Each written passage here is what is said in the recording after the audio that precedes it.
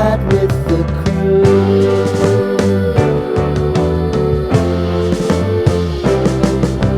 Romeo was roaming. Hello everybody! Welcome back to the channel. Good to see you again. If it's the first time I'm seeing you, welcome. We like to have fun here. We like to just talk about golf, hobbies, lots of random things. So make suggestions, comment, like, share, do what you got to do. We're trying to get this as big as we possibly can so that we can do even more fun stuff. And selfishly, I'd like to play a little bit more golf. So here we are. I thought I would start today's video off by doing a fun little segment, 1 minute with Brock, I guess is what we could call this. But in this stein, I have 3 different topics that we can talk about for a minute. Randomly, off the cuff. I do know what all 3, there's 3 different choices in here, what they could all be, but I haven't really formulated a whole lot about what I'd say about any of them. So let's dive in. Let's have a fun little 1 minute. And just so you know that there are other options, multiple. Let's see what this one is. Okay, this one. Foods I hate. All right. This is actually pretty relevant because my wife just made chicken salad. I like chicken. I have no qualms with chicken. The qualms I do have, or the problems I do have, are with the mayonnaise base. Okay, mayonnaise growing up for me was a cuss word in the house. So psychologically, I'm sure if you were to detail a lot about my early childhood and lack of mayonnaise involvement, I'm sure that there is something there to satisfy, diagnose, or whatever you might want to call it. But your boy BD does not like mayonnaise. So it is not very good, even just being around it. Kind of nasty, it grosses me out. But that's something I hate, not a well-known. In fact, I don't really like condiments at all. Ketchup, mayonnaise, mustard, I'm out, you know. I kind of want to eat a burger with just cheese and meat, you know, the way God intended. Really the only sauce that I've really dived into here of late, and this is really kind of like one of the only condiments I eat, is buffalo sauce. For whatever reason, buffalo sauce is fantastic, really enjoy it, but I also have a baby mouth, and so sometimes it's really spicy. And speaking of spice, even the Chick-fil-A sandwich, the spicy Chick-fil-A sandwich can be a little too spicy for me. So I think that's probably around a minute of foods that I hate. Thanks for joining. That's a fun little segment. Sweet. Welcome back to this segment. We're going to do a review. Like I said, I am a budget golfer, so I really do try to find products that are quality, but not necessarily associated with top tier prices. I really do think, so I studied economics, poultry science in undergrad, and then agricultural economics for a master's degree. And it's really cool to kind of just learning about the different types of products, learning where certain brands exist in the market, and learning how they can leverage their prices because they built a brand. You know, when you think of the top tier golf brands, Titleist, Ping, throw Cobra in there, TaylorMade, you know, a lot of these top tier brands have proven themselves to be a quality product. Okay, but because that brand is built up so well, they're able to charge a premium price for it. And that's great. Some people have tons of money to be able to go out, purchase a new set, even if they are a 28 handicap, good for them. If you can spend that kind of money and go out, just have a good time, not really post competitive scores, awesome. This is not me roasting anybody who uses those brands, but this is me saying I'm an average Joe. I work a full-time job, and I don't have all the money in the world to go and play awesome courses all the time, have the newest equipment. So what I have done is I've kind of built my golf game around a budget. Okay, so a lot of the clubs, bags, shoes I have, even to the golf balls that I use, are centered around kind of like a budget.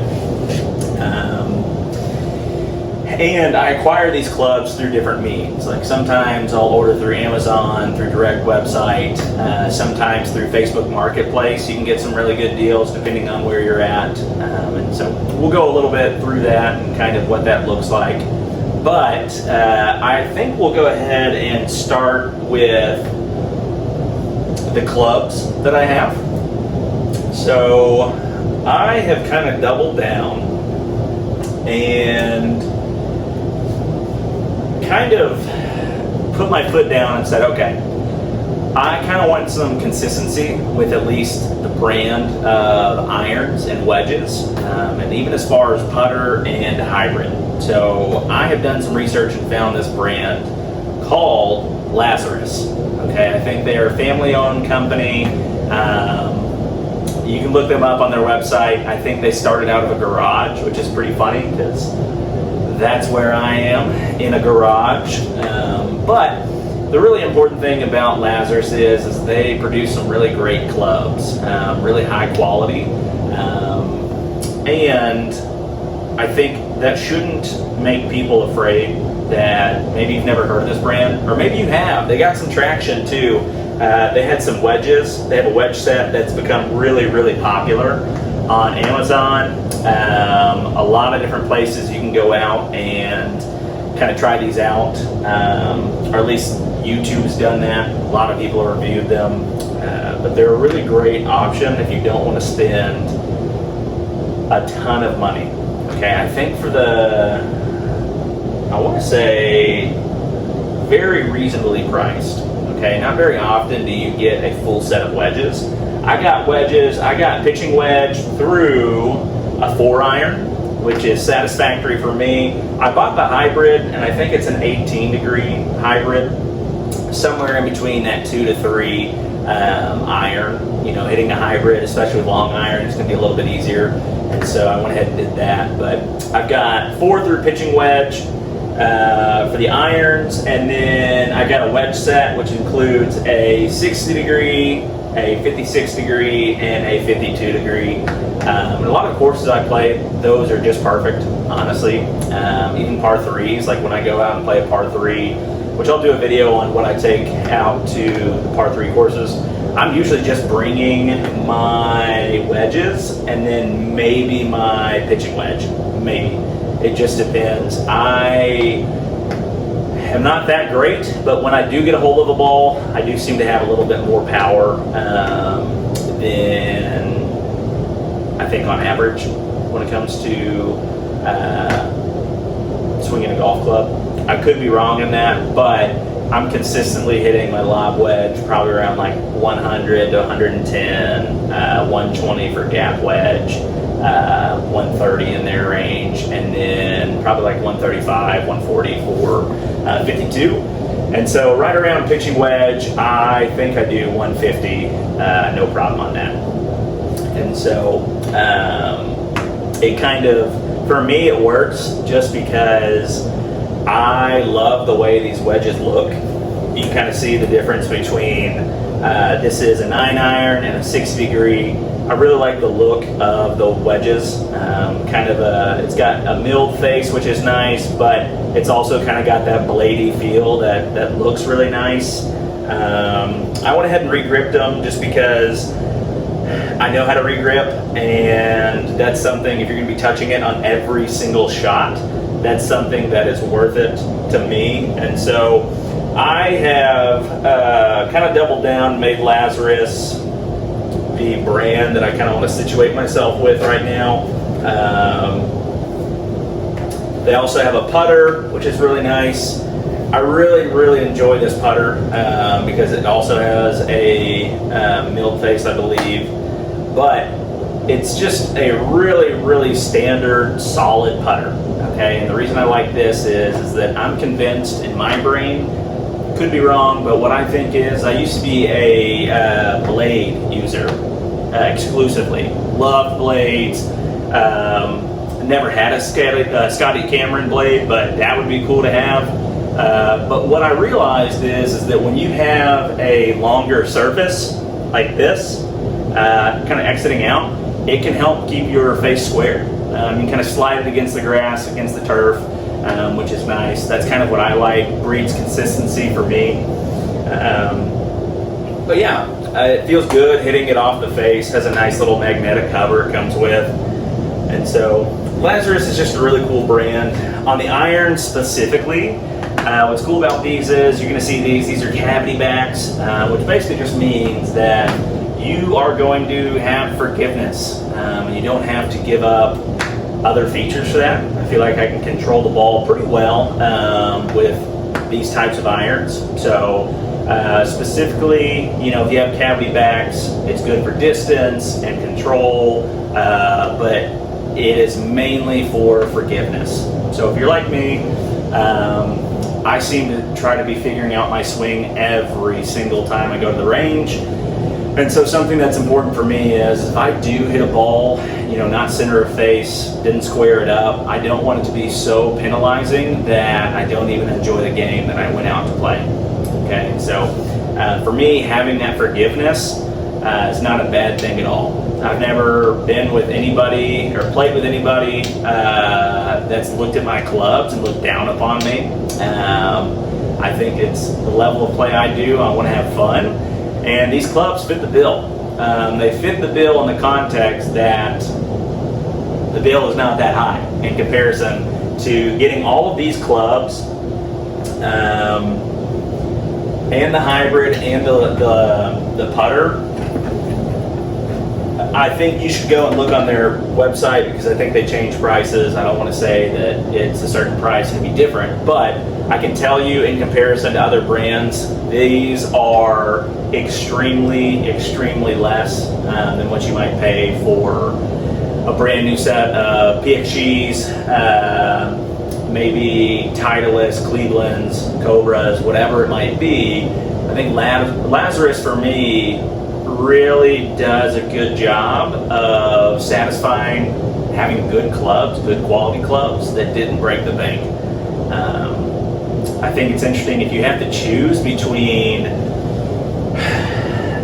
playing golf or playing golf with less expensive clubs. Sometimes it's a reality or a constraint that a lot of people face. It's like if you do go out and buy that 1,200 set of irons, that's great, but are you actually going to ever get to go out to the course and play? Let's say your budget's in a different spot than mine, and maybe to a lot of our followers too. And so, but yeah, they do a really good job. I just wanted to put, once again, I'm not sponsored by Lazarus.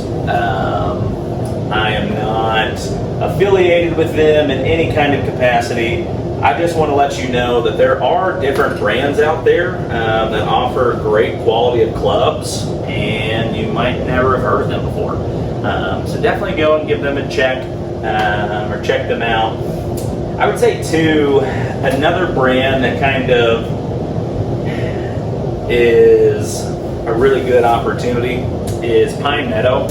So Pine Meadow is, I'm not exactly sure what their business setup is, but they're, I think, independently sourcing a lot of their clubs, and so they do a really good job of being hands-on, very good customer service. I had a situation where I needed kind of a quick response about something, and someone was there, seemed very friendly, personable, so they got really good customer service.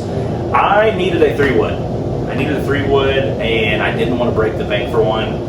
And so, in kind of my brain, I was like, hey, I'm not really good enough to justify spending $400 or $500 on a 3-wood. And so for this one, I am very confident I got it under maybe around 50, 60 bucks, and that's with me upgrading. I got a Golf Pride. That's probably like one of the only name brands I have is the club. And to be honest, I've been thinking about switching it. I'm here in Arkansas where in the summer it gets kind of hot. And so having a tour wrap isn't necessarily something that has like a whole lot of grip during those sweaty hand seasons. And so I'm even thinking about changing that. But honestly, if you're looking for a good 3-wood and you don't really pull out a 3-wood that often, but it's just nice to have in the bag, then I'd really suggest this one. It's really good. But that's Pine Meadow Golf.